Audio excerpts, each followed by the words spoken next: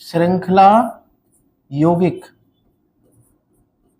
क्या मतलब हुआ यहाँ पर, यानी यहाँ पर जो कंपाउंड्स होंगे ऐसे कंपाउंड होंगे जिनमें कार्बन कार्बन की बंध श्रृंखला मौजूद होगी। तो अगर हम बात करें क्लोज चेन कंपाउंड की तो बोलना है हमें वे कंपाउंड्स जिनमें कार्बन कार्बन की बंध श्रृंखला मौजूद हो, उसे क्लोज चेन कंपाउंड्स कहते हैं। अब ये आगे दो प्रकार से बांटा है इसको, क्लोज चेन कंपाउंड्स को कितने भागों में बांटा है, दो। पहला होता है होमोसाइक्लिक कंपाउंड, होमोसाइक्लिक कंपाउंड,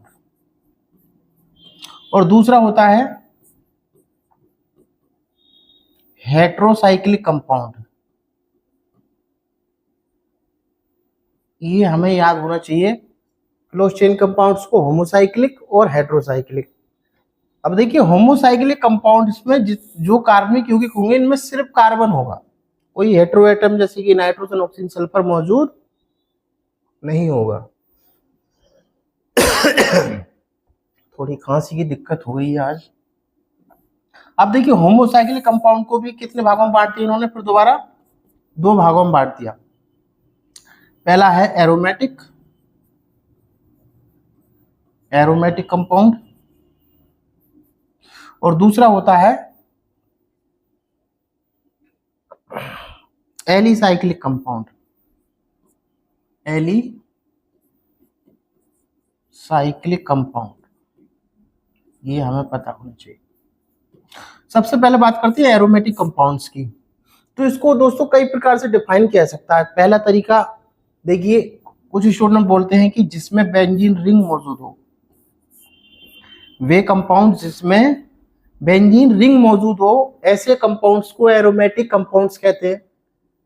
या दूसरा तरीका क्या हो सकता है, बेसाइक्लिक कंपाउंड या बेसाइक्लिक ऑर्गेनिक कंपाउंड जो बेंजीन के समान, ये क्या है हमारा,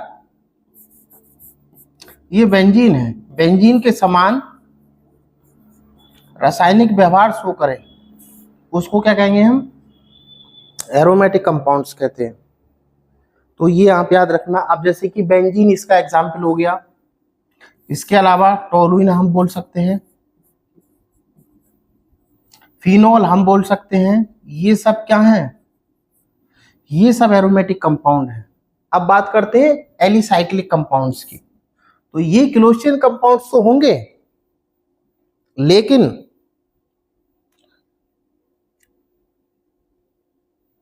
यहां पर इनके जो गुण होते हैं वो एलिफेटिक कंपाउंड्स के गुणों के समान होते हैं। यानी ये किसका, होमोसाइक्लिक का ही तो डिवीजन है। हमें क्या बोलना है, बेहोमोसाइक्लिक कंपाउंड जिनके गुण एलिफेटिक कंपाउंड्स के समान होते हैं उन्हें हम क्या बोलते हैं, एलिसाइक्लिक कंपाउंड कहते हैं। जैसे इसके एग्जाम्पल जानते हैं, देखिए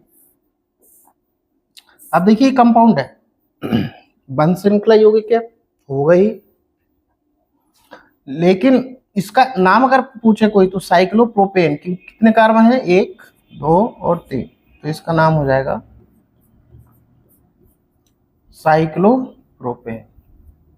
या फिर साइक्लोब्यूटेन हो सकता है, साइक्लोपेंटेन हो सकता है। ये हमारे सब एलिसाइक्लिक कंपाउंड होते हैं। अब देखिए बचता है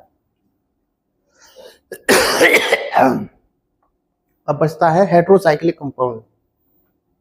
हेट्रोसाइक्लिक में यहां पर देखिए हेट्रो एटम, और हेट्रो एटम जैसे कि नाइट्रोजन ऑक्सीजन सल्फर, रिंग में ये आ जाए नाइट्रोजन ऑक्सीजन सल्फर, तो ऐसे साइक्लिक कंपाउंड को हम हेट्रोसाइक्लिक कंपाउंड कहते हैं। जैसे कि हमने ये एग्जांपल ले लिया आपके सामने,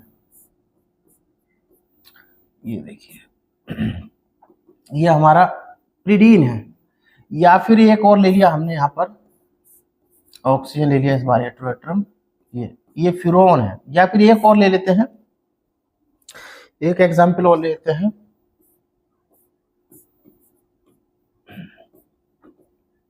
ये क्या है, थायोफीन, थायो ग्रुप मतलब सल्फर, तो इस तरीके से ये हमने जाना कार्बनिक कंपाउंड्स का वर्गीकरण। हमने एग्जाम्पल के थ्रू बताया है। आपको ये वीडियो कैसी लगी